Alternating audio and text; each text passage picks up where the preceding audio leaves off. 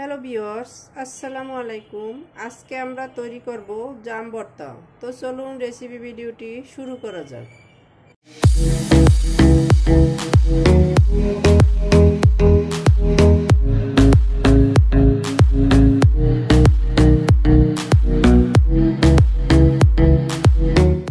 শুরুতেই এখানে আমি মেইন উপকরণ জাম নিয়ে নিয়েছি। দেখতেই পাচ্ছেন অনেকটা মোটা মোটা জাম নিয়ে নিয়েছি। জাম ভর্তাটা মোটা জাম ছাড়া ভালো হয় না, জামের গায়ে মাংস না থাকলে এটা ভালো লাগে না। আমি এখানে হাফ কেজি জাম নিয়ে নিয়েছি। এখন এই জামটাকে ভর্তা করার জন্য এখানে আমি একটা জার নিয়ে নিয়েছি। আপনারা চাইলে বক্স অথবা এই বাটির উপরে ঢাকনা দিয়েও নিতে পারেন, কিন্তু সবচেয়ে ভালো হয় এভাবে জার নিয়ে নিলে।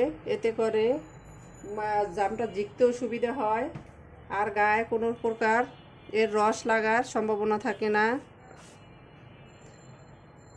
জামটা এভাবে ঝিকে তৈরি করলে বেশি টেস্টি হয়। হাতে কষলেও তৈরি করা যায়, কিন্তু এভাবে করলে এর স্বাদটা অনেকটা ভালো হয়। তো ফিরে আসছি এটা এভাবে ঝিকে নেওয়ার পরে। আমাদের জামটা ঝিকে নেওয়া হয়ে গেছে।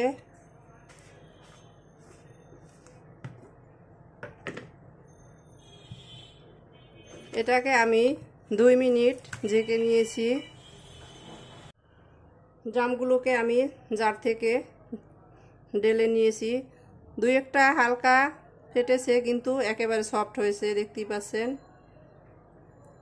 বেশিরভাগই ভেঙে গেছে।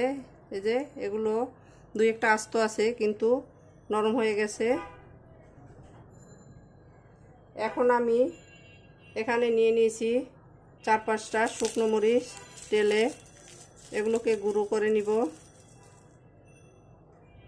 শুকনো মরিচটাকে এভাবে গুঁড়ো করে নিয়ে নিয়েছি। এখন এটাকে দিয়ে দিচ্ছি। এই ঝালটা আপনারা আপনাদের স্বাদ মতো দিয়ে দিবেন। দিয়ে দিচ্ছি বিট লবণ। আপনাদের হাতের কাছে বিট লবণ না থাকলে সাধারণ লবণ দিলেও হবে, কিন্তু বিট লবণের টেস্টটা ভালো আসে। দিয়ে দিচ্ছি সরিষার তেল।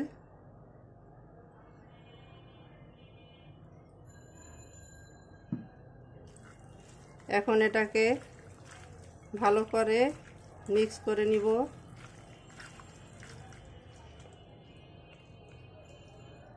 দুই একটা আস্তা আছে, এগুলো ভেঙে দিব।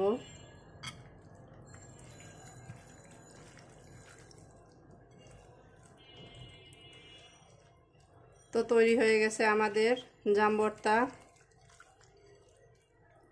এখন আমি এগুলোকে সার্ভ করে নিব। তো চলুন সার্ভ করে নেওয়া যাক। সার্ভ করে নিলাম আমি আমাদের জাম ভর্তা। দেখতেই পাচ্ছেন কতটা অসাধারণ হয়েছে।